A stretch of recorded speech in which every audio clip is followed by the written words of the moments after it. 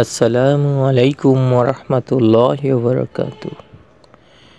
শবে বরাত। বরাত শব্দের অর্থ মুক্তি এবং শব এর অর্থ রাত্র। অতএব শবে বরাত এর অর্থ মুক্তির রাত।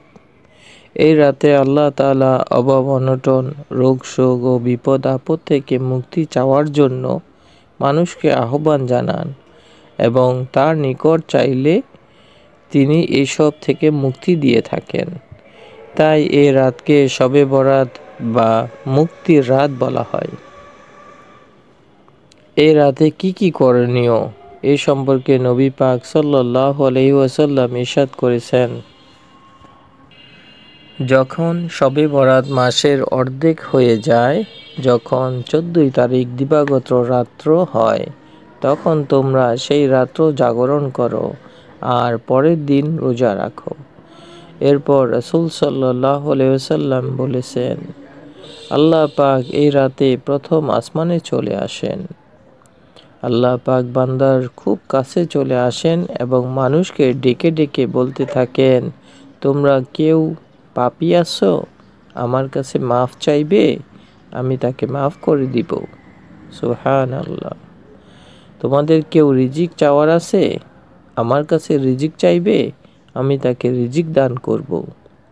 তোমাদের কেউ অসুস্থ আছো, রোগ শোকগ্রস্ত আছো, আমার কাছে রোগ থেকে মুক্তি চাইবে, আমি তাকে মুক্তি করে দেব, মুক্তি দিয়ে দেব। এভাবে আল্লাহ পাক এক একটা বিষয়ে উল্লেখ করে করে বলতে থাকেন, অমুকটা চাওয়ার আছো, চাও, আমি দিয়ে দিব। অমুকটা চাওয়ার আছো, চাও, আমি দিয়ে দিব। এভাবে এক একটা বিষয় উল্লেখ করে আল্লাহ পাক চাওয়ার জন্য বলতে থাকেন। সুবে সাদিক পর্যন্ত, অর্থাৎ ফজরের ওয়াক্ত হওয়ার আগ পর্যন্ত এভাবে আল্লাহ পাক বিভিন্ন বিষয়ের উল্লেখ করে মানুষকে ডেকে ডেকে চাইতে বলেন, দোয়া করতে বলেন।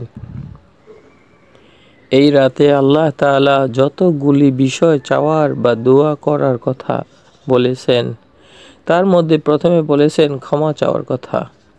কারণ মানুষের ক্ষমা চাওয়া হলো সবচেয়ে বড় চাওয়া। ক্ষমা পাওয়া হলো মানুষের জীবনের সবচেয়ে বড় পাওয়া।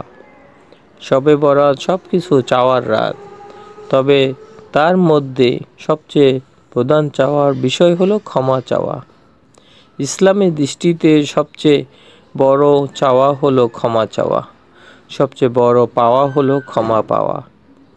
এজন্যই এই রাতে আল্লাহ পাক প্রথমে গুনাহ থেকে মুক্তি চাওয়ার কথা বলেছেন। এর সাথে সাথে অভাব অনটনও থেকে মুক্তি চাওয়া, রোগ শোক থেকে মুক্তি চাওয়া, বিপদ আপদ থেকে মুক্তি চাওয়া, এই সব কিছু চাওয়ার কথাও বলেছেন। যা হোক, এই হাদিসের আলোকে শবে বরাতের রাত্রে একটা আমল হলো নফল ইবাদত করা, আর একটা আমল হলো পরের দিন রোজা রাখা, আর একটা আমল হলো আল্লাহর কাছ থেকে সব কিছু চেয়ে নেয়া, বিশেষভাবে ক্ষমা চেয়ে নেয়া। এই হলো শবে বরাতের উল্লেখযোগ্য আমাদের বিশেষ বিশেষ করণীয় আমল।